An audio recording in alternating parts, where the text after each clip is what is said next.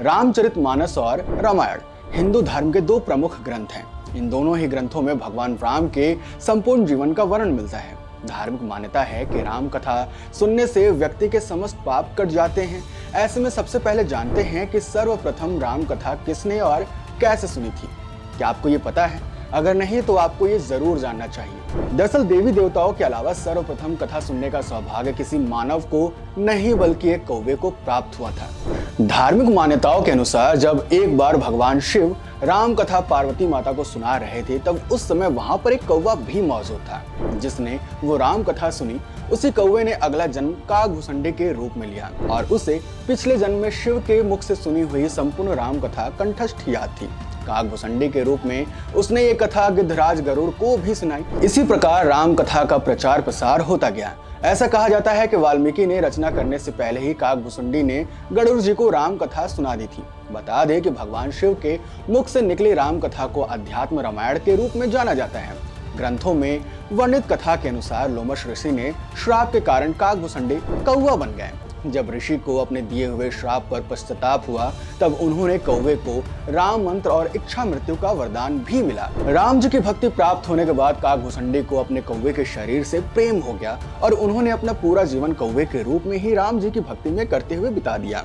अब एक महत्वपूर्ण प्रश्न है जो मैं आपसे पूछना चाहूंगा। कहा जाता है कि कथा से कोई सीख एवं नियम तो लेना ही चाहिए, वरना कथा व्यर्थ हो जाते हैं। यदि कथा ईमानदारी से कही और सुनी जाए तो दोनों कहने और सुनने वालों को पाने की अभिलाषा नहीं रह जाती।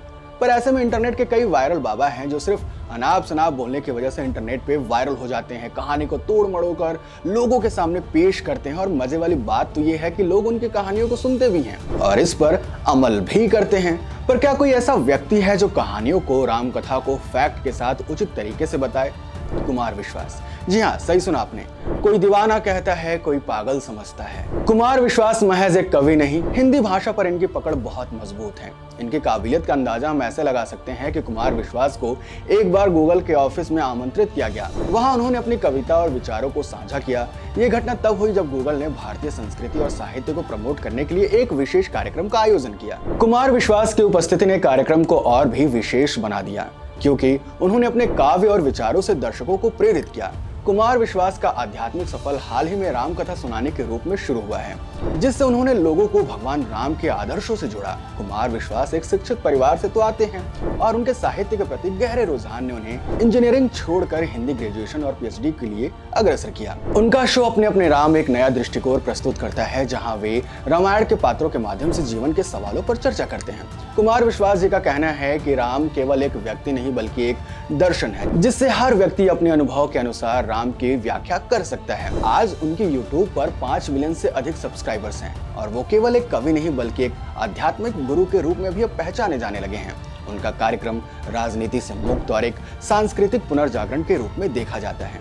लोगों को मन की शांति और ईश्वर को जानने का एक अवसर प्रदान होता है। लोग इनकी कथा को बड़े प्रेम के साथ सुनते हैं।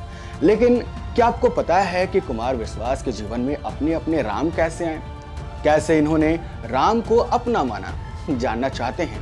Let me know in comment box. Video जल्द आएगी।